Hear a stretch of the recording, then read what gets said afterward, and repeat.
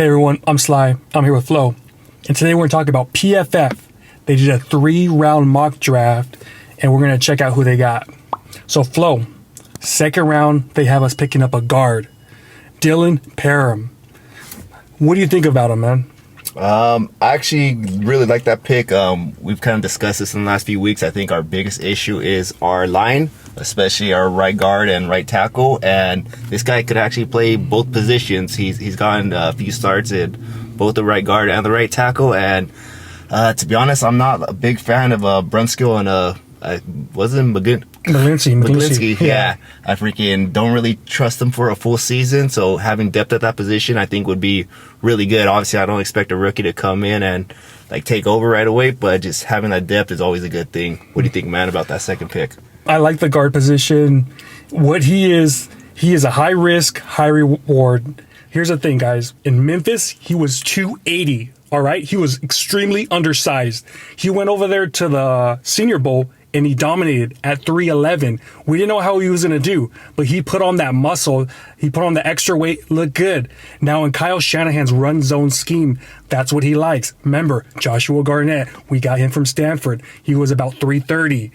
What did he do? Kyle Shanahan made him go down to 320. Now he's 311. For a guard, NFL, he still is undersized, but we saw him do what he did at the Senior Bowl. The guy is athletic, and I mean, I like it. I do like it. It is a bit of a risk, but this guy has the skills. He's played center, he's played guard on both sides, and he's played tackle on both sides. So he's extremely versatile. He's, I believe, 22 years old.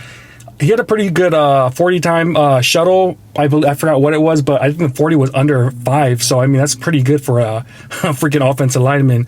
Like I said, it is a high risk because of his size, but, I mean, he's got all the intangibles. He's got the athletic prowess that Kyle Shanahan loves. So, I mean, if we take him, I won't be disappointed. I'm in love with guards, guys. I'm not going to lie. I'll tell you the truth. I love us getting guards.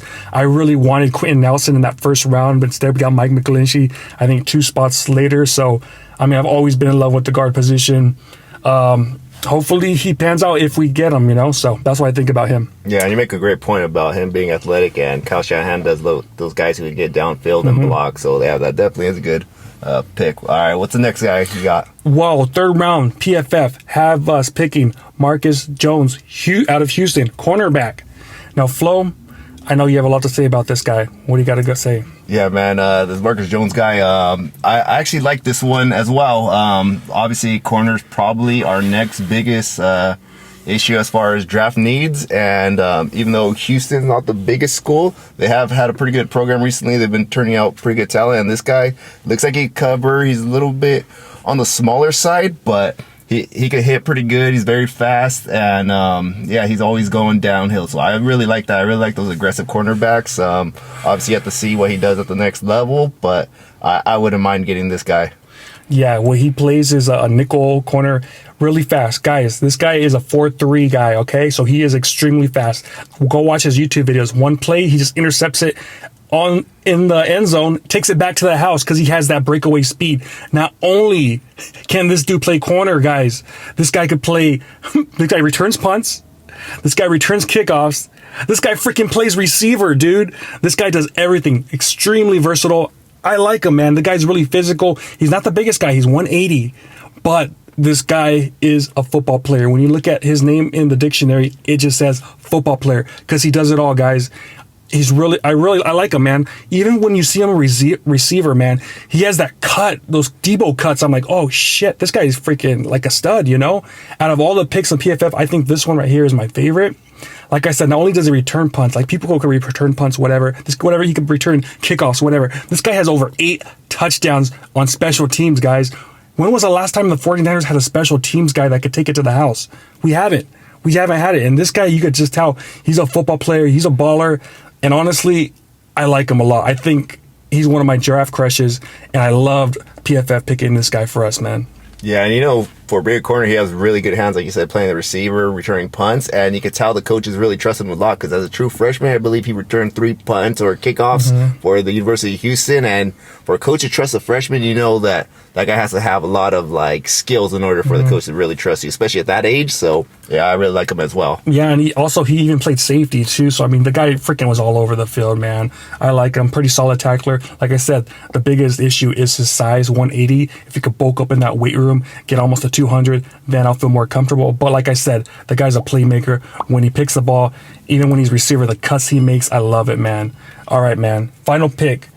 49ers have us selected Romeo. Wherefore art thou Romeo? Romeo Doubs from Nevada. Flo, big guy, 6'2". What are your thoughts on him? Again, man, I can't believe saying I actually like all 3 of these draft picks. This guy is a SoCal guy from the LA area, and obviously being from California, I always like the LA boy or California kids the most.